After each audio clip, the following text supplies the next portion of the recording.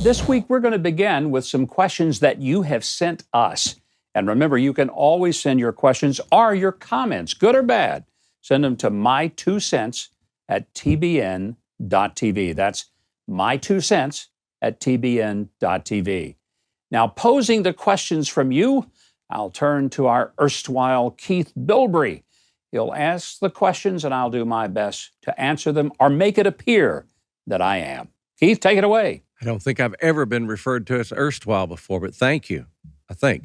Well, Gwen in Virginia writes, many of my friends are hourly workers in small businesses. Now, what about applying an idea like partial payment to workers with the rest of their pay given at a later date when things return to normal? Something to live on is better than nothing. I think that's a great idea. I think a lot of employers are looking for ways to give their employees, if not their full wages, a portion of their wages. And of course, the government has already passed 2 stimulus bills, looking at a third that would in many ways build in some income for all those Americans who have lost their employment. This is especially valuable for people in what's often called the gig economy, where people work as contractors, whether it's an Uber driver, people who are working in the service industry, who aren't guaranteed a salary. They only get paid when they work.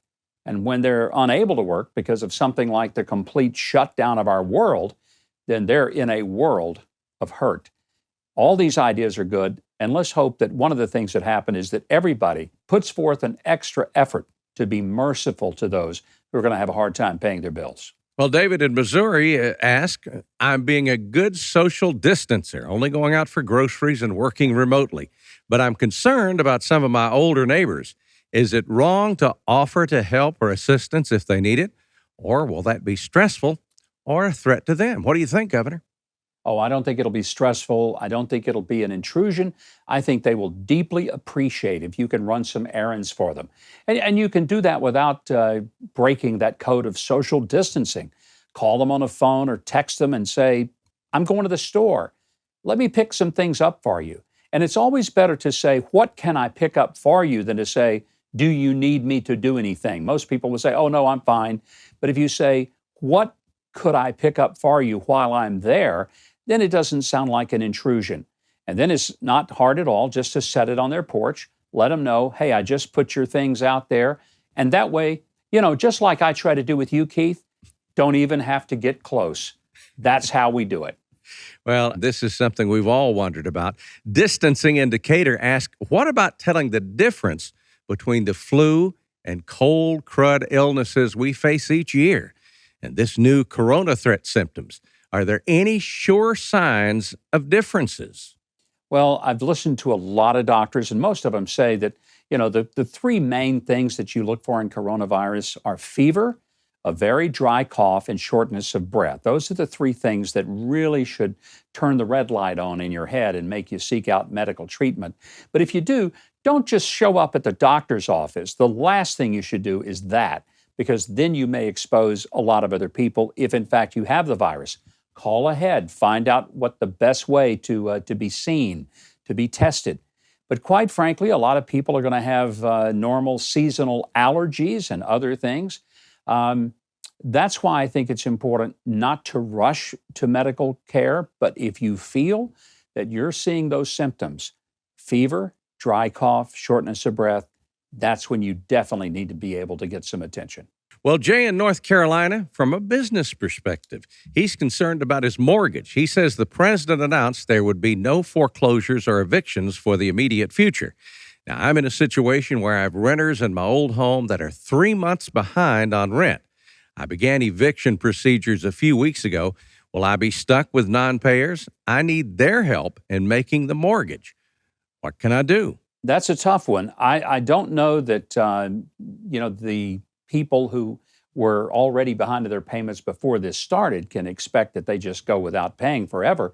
But each thing like this will be handled locally. What I would suggest is reach out to them and tell them that you're going to try to hold off anything in terms of an actual eviction, but that if they can make any payment at all, it would be helpful so that when the restart clock comes, hopefully by then, everybody's on the same page. Ultimately, it's going to be between you and your renters, and God forbid, an attorney if it comes to that. But I hope it doesn't, because when that happens, the attorney wins, everybody else loses. Yeah, it's a tough situation a lot of folks face. Well, Connie in Phoenix wants some assurances. She says, I'm so impressed with the response in my area to hunkering down and staying safe and distance as a good neighbor to others. But when I watch the news, it's spring breakers on the beach and people insisting on going out to bars and clubs. You've seen them.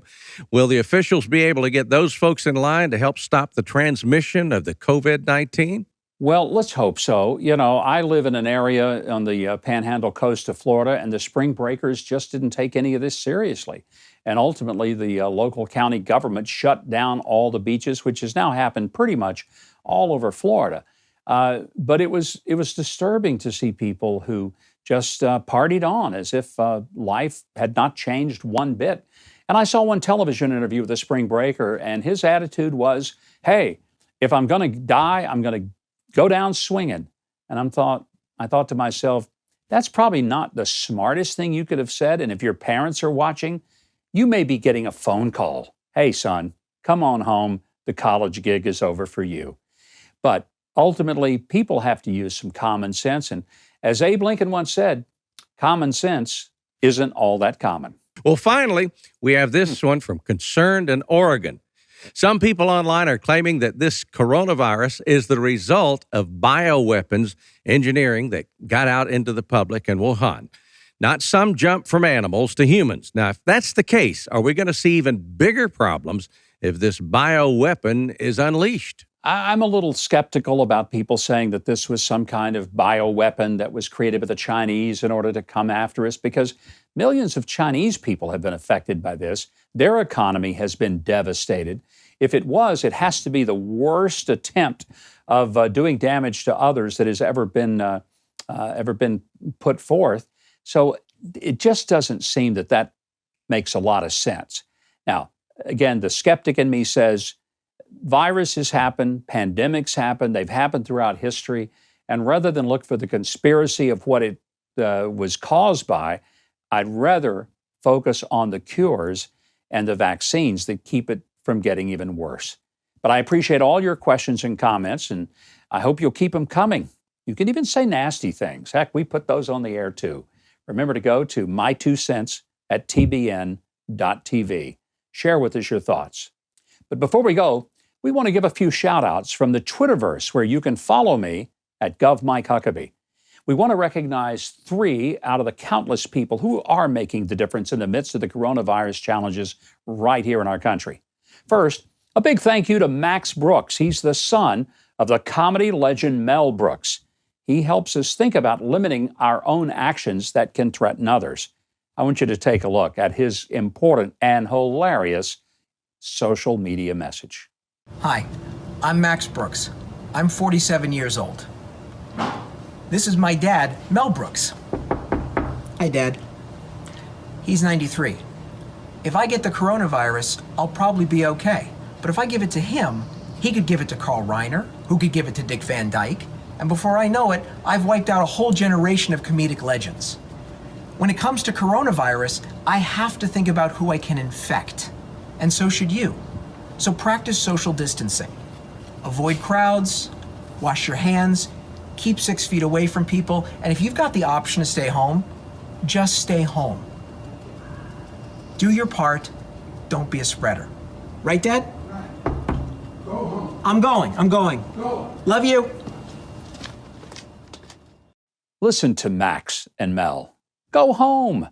Let's act as if we could pass this on to somebody else, even if we aren't a carrier. We will protect the most vulnerable as well as ourselves. Next, let's say thanks to everyone at Tony and Alba's Pizza in San Jose.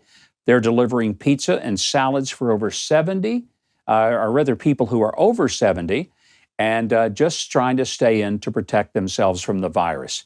We want to salute Al Valerez for his good works in a time of need. And despite what Keith may think, pizza is not the ultimate cure for the coronavirus. He told me that he thought it was, and I asked him why.